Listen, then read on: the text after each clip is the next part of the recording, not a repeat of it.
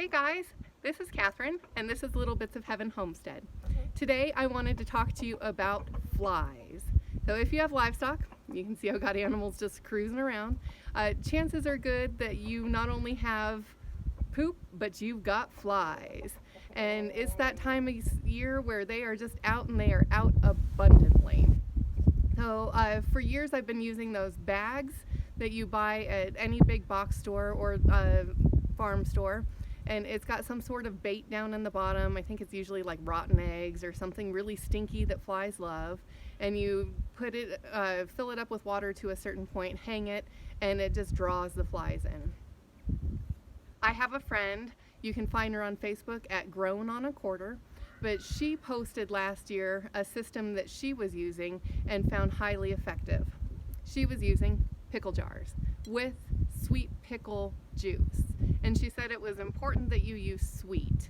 So apparently flies are pickle connoisseurs, I'm not sure, but it was specifically the sweetness that drew them in. So I made several of these and I realized that glass coupled with livestock is a terrible, terrible idea. I'm sitting by my fly trap, so I'm actually drawing the flies in right now. So I got them messing with me. So instead of using glass, I went with these plastic containers. So this is after my own heart. I am a huge proponent of reduce, reuse, recycle. And so these are old nut containers. This, and I have these in abundance, is coconut oil. And I use it with my soap making, so this was a perfect repurposing of that container. And so what I did, and you can see, last year when I made these, I was just hammering something in to the top, just something pointy. I think I used like a screwdriver, and I was actually breaking my lids. This is still an effective catch or trap. Sorry, I've got this fly here, and he may demonstrate how it works. But they just crawl right in those holes, and they are not the smartest of creatures, so they get inside and they can't figure out how to get out. You guys see this? They're dumb. So totally stuck in here. Occasionally I'll have some smart flies that figure their way out, but more often than not, once they're in there, they are in there. And so the important thing is that you bait it with something that draws them. So my friend Jillian at Grown on a Quarter, she uses sweet pickle juice. I have heard, and last year I tried apple cider vinegar mixed with some water, and I put sugar in there. It was highly effective.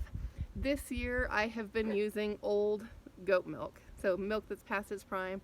Flies absolutely love it, and so it's something that I have in abundance. I figured why not, because it definitely draws them in. So if this is something that you battle, flies, and most of us do that have livestock, this has been a handy solution for me. So things to keep in mind, last year I put that one trap right by my door because we had a lot of flies coming in the house. I would highly recommend that you locate your traps away from where you don't want flies. So if you don't want flies going in your front door, don't put a trap right by your front door. Put it a fair distance, I'd say probably 10-15 foot minimum away from your door, and that way you are drawing those flies to that location and not into wherever it is you don't want them. So that was a kind of a common sense lesson for me, but I am a big believer that common sense is only common when it's common. So if this is something that is never even crossed your mind, you wouldn't have common sense about it. And I like to think of myself as fairly intellectual.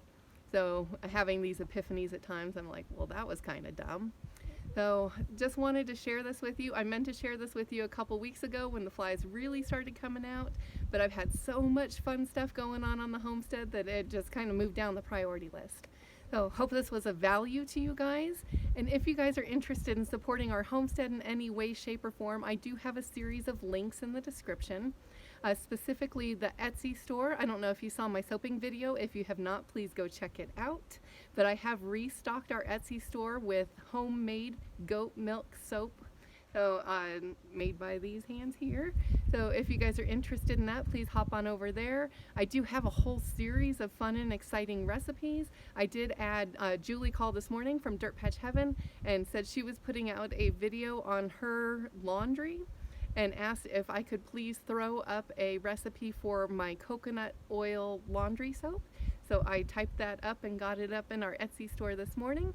So that is all there for your guys's use, and hopefully it empowers you to start doing some natural, not only body care, but household cleaning supplies, because if we can reduce our exposure to potentially harmful chemicals across the board, I think that we are all healthier, not only our bodies, but our planet. And this too caters to that. So rather than throw it out, repurpose it. And this, my community actually stopped recycling here recently, and so this has been, it's a way for me to put my trash to work. So, and that makes me feel good. I also use these guys for planting new transplants, so another option for you. So that's all I've got for today. Thanks for joining me, guys, and we'll talk to you later.